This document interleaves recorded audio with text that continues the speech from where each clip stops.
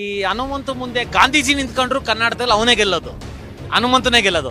ನಾವು ಎಷ್ಟೇ ಓದಿ ದಬಾಕಿದ್ರು ಕೆಲಸ ಸಿಗುವಾಗ ಫಸ್ಟ್ ಅವ್ರನ್ನ ಕನ್ಸಿಡರ್ ಮಾಡ್ತಾರೆ, ನಮ್ಮನ್ನ ಕಡೆಗಣಿಸ್ತಾರೆ. ಹಾಗೆ ಈ ರಿಯಾಲಿಟಿ ಶೋಗಳಲ್ಲೂ ಹಂಗೆ ಆಗ್ತದೆ. ನನ್ನ ಮಾತಿನಿಂದ ಯಾರಿಗೆಲ್ಲ ಬೇಸರ ಆಗಿದೋ ಅವ್ರ ಹತ್ರ ಎಲ್ಲ ನಾನು ಕ್ಷಮೆ ಕೇಳ್ತೀನಿ. ದಯವಿಟ್ಟು ನನ್ನ ಕ್ಷಮಿಸ್ಬಿಡಿ. ನಮಸ್ಕಾರ, ಕನ್ನಡ ಒನ್ಗೆ ಸ್ವಾಗತ. ನಾನು ಭಾಗ್ಯನಾರಾಯಣ ಬೊಗವರಪು. ಎಲ್ಲರೂ ಕಾಯ್ತಾ ಇದ್ದಂತಹ ಬಿಗ್ ಬಾಸ್ ಸೀಸನ್ 11ರ ವಿನ್ನರ್ ಘೋಷಣೆಯಾಗಿದೆ. ಹನುಮಂತು ಅನ್ನುವಂಥ ಹಳ್ಳಿಗಾಡಿನ ಹುಡುಗ ಆ ಒಂದು ಬಿಗ್ ಬಾಸ್ ಸ್ಪರ್ಧೆಯನ್ನು ಅಥವಾ ಈ ವರ್ಷದ ಸೀಸನನ್ನು ಗೆದ್ದುಕೊಂಡಿದ್ದಾನೆ. ಅದು ದೊಡ್ಡ ಮಟ್ಟದಲ್ಲಿ ಚರ್ಚೆ ಆಗ್ತಿದೆ, ಆದರೆ ಬೇರೆ ಕಾರಣಗಳಿಗೆ ಆಗ್ತಿದೆ. ಪ್ರತಿ ವರ್ಷದಂತೆ ಸ್ಪರ್ಧೆಯ ವಿಚಾರವಾಗಿ, ಗೆದ್ದವರ ವಿಚಾರವಾಗಿ ಅದು ಚರ್ಚೆ ಆಗ್ತಾ ಇಲ್ಲ. ಆದರೆ ಗೆದ್ದಂತಹ ವ್ಯಕ್ತಿ ಯಾವ ಕಾರಣಕ್ಕೆ ಗೆದ್ದಿದ್ದು, ಜಾತಿ ಆ್ಯಂಗಲ್ ಇದೆಯಾ, ಆ ಜಾತಿಯ ವ್ಯಕ್ತಿ, ಆ ಜಾತಿಯ ಹುಡುಗ ಅಷ್ಟು ಟ್ಯಾಲೆಂಟೆಡಾ ಅನ್ನುವಂತಹ ನೀಚ ಕಮೆಂಟ್ಗಳನ್ನು ಈಗ ಆತನ ವಿರುದ್ಧ ಸ್ಪರ್ಧೆ ಮಾಡಿದಂತಹ ಸ್ಪರ್ಧಿಗಳೇ ಮಾಡ್ತಿದ್ದಾರೆ. ಮೊನ್ನೆ ಕೊನೆ ಹಂತದಲ್ಲಿ ಎಲಿಮಿನೇಟ್ ಆದಂತಹ ಹಂಸ ಅನ್ನುವಂತಹ ನಟಿ, ಆಕೆ ಒಂದು ಸಂದರ್ಶನದಲ್ಲಿ ಹೇಳ್ತಾರೆ, ಹಳ್ಳಿಗಾಡಿನ ಜನ ಬಡವರು, ಅರ್ಥಾತ್ ಕೀಳು ಜಾತಿಯ ಜನ ಅನ್ನೋದನ್ನು ಬಳಸಲಿಲ್ಲ, ಆದರೆ ಅದೇ ಅರ್ಥದಲ್ಲಿ ಹೇಳಿದ್ದು. ಅವ್ರಿಗೆ ಸಿಂಪತಿ ಇರುತ್ತೆ, ಸಿಂಪತಿ ಕಾರಣಕ್ಕೆ ಅವರು ಹೋಗ್ಬಿಡ್ತಾರೆ, ಟ್ಯಾಲೆಂಟ್ ಬೇಕಾಗಿಲ್ಲ. ಒಳ್ಳೆ ಲಕ್ ಇದೆ ಹನುಮಂತನಿಗೆ, ಒಳ್ಳೆ ಲಕ್ ಇದೆ, ಆ ಹುಡುಗ ಫೈನಲ್ ತಲುಪಿದ್ದಾನೆ. ಅದರ ಜೊತೆಗೆ ಮೀಸಲಾತಿಯನ್ನು ಹೇಳ್ಕೊಂಡು ಬರ್ತಾರ ಮಹಾತಾಯಿ. ಮೀಸಲಾತಿಯನ್ನು ಅಲ್ಲಿ ಪ್ರಸ್ತಾಪ ಮಾಡ್ತಾ, ಯಾವ ರೀತಿಯಲ್ಲಿ ಶಾಲೆಗಳಲ್ಲಿ ಜನರಲ್ ಕ್ಯಾಟಗರಿಯವರಿಗೆ ಹೆಚ್ಚಿನ ಫೀಸ್ ಇರುತ್ತೆ, ಬೇರೆಯವರಿಗೆ ಅವರಿಗೆ ಕಡಿಮೆ ಫೀಸ್ ಇರುತ್ತೋ ಅದೇ ರೀತಿ ನಾವು ಎಷ್ಟು ಓದಿ ದಬ್ಬಾಕಿದ್ರೂ ಕೂಡ ಕೆಲಸ ಸಿಗೋ ಸಂದರ್ಭದಲ್ಲಿ ಅವ್ರಿಗೆ ಪ್ರಯಾರಿಟಿ ಸಿಗುತ್ತೆ, ಅವ್ರಿಗೆ ಕೆಲಸ ಸಿಗುತ್ತೆ, ನಮಗೆ ಸಿಗಲ್ಲ, ಜನರಲ್ ಕ್ಯಾಟಗರಿಗೆ ಸಿಗಲ್ಲ ಅನ್ನುವಂತಹ ಹೇಳಿಕೆಯನ್ನು ಮಹಾತಾಯಿ ಕೊಟ್ಟರು. ಅದು ಮುಗಿದ ನಂತರ ನಿನ್ನೆ ಹನುಮಂತು ಗೆದ್ದ ನಂತರ ರಜತ್ ಅನ್ನುವಂತಹ ಇನ್ನೊಂದು ಸ್ಪರ್ಧಿ ಒಂದು ಹೇಳಿಕೆಯನ್ನು ಕೊಡ್ತಾರೆ. ಏನಂತ, ಮಹಾತ್ಮ ಗಾಂಧಿ ಬಂದಿದ್ರೂ ಸಹ ಹನುಮಂತನ ವಿರುದ್ಧ ಗೆಲ್ಲೋಕೆ ಆಗ್ತಿರ್ಲಿಲ್ಲ ಅಂತ. ಅದೊಂದು ರೀತಿಯ ಲೇವಡಿ. ಅದು ಹೇಳ್ತಾರಲ್ಲ, ಈ ಕಾಲದಲ್ಲಿ ಮಹಾತ್ಮ ಗಾಂಧಿನೇ ಬಂದು ಎಲೆಕ್ಷನ್ ನಿಂತರೂ ಸಹ ಇಲ್ಲಿ ಗೆಲ್ಲೋದಕ್ಕೆ ಸಾಧ್ಯ ಇಲ್ಲ, ಎಲೆಕ್ಷನ್ ಅಷ್ಟು ಕರಪ್ಟ್ ಆಗಿ ಹೋಗಿದೆ. ಅದೇ ರೀತಿಯಲ್ಲಿ ಈ ಹೇಳಿಕೆಯನ್ನು ಕೊಟ್ಟಿದ್ದು. ಏನಂದರೆ, ಹನುಮಂತು ಕುತಂತ್ರಿ, ಅವನು ಏನೋ ಒಂದು ಮಾಡ್ತಾನೆ, ಒಳಗೊಳಗೆ ಮಾಡ್ತಾನೆ, ಸೈಲೆಂಟಾಗೆ ಮಾಡ್ತಾನೆ. ಈ ಹಂಸ ಮತ್ತು ರಜತ್ ಅನ್ನುವಂಥವ್ರು ಇಬ್ಬರು ಮಾಡಿದ್ದು ಅದನ್ನೇ.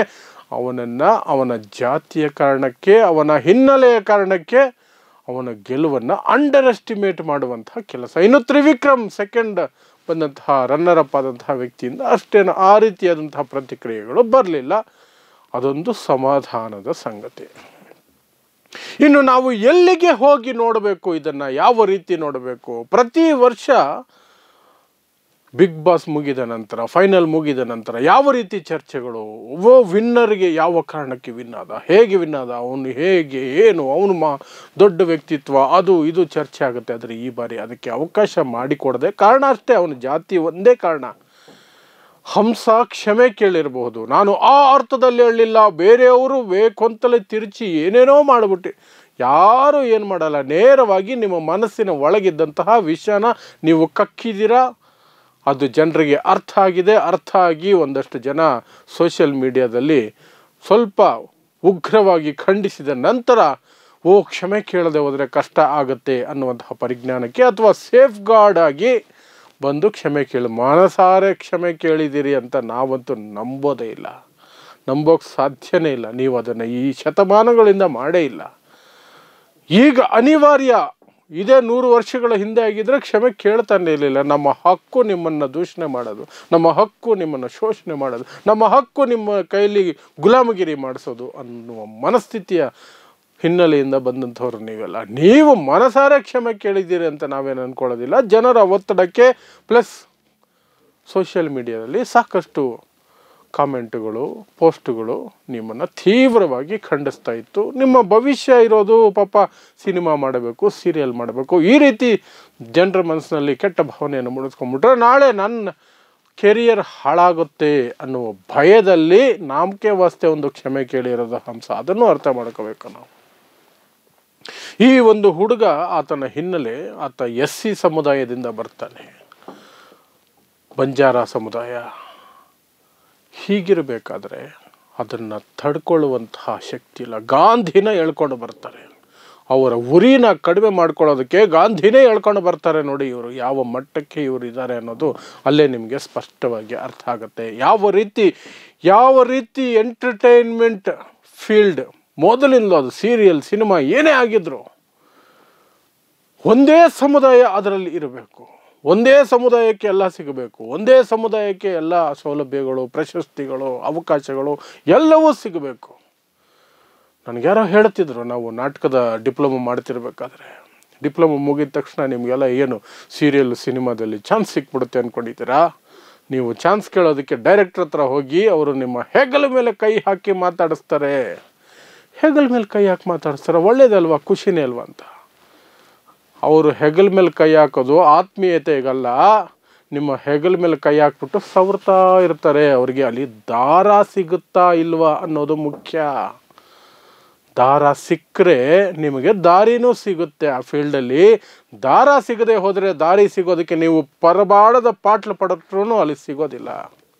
ಯಾವ ಪಾಡು ನಿಮಗೆ ವರ್ಕೌಟ್ ಆಗೋದಿಲ್ಲ. ಎಲ್ಲೋ ಒಂದು ಅವಕಾಶ ಯಾರಿಗೋ ಒಬ್ಬರಿಗೆ ಸಿಗ್ಬೋದೇನೋ ಹೊರ್ತು ದಾರರಹಿತವಾಗಿದ್ದರೆ ನಿಮಗೆ ಸಿಗಲ್ಲ ಅಂತ.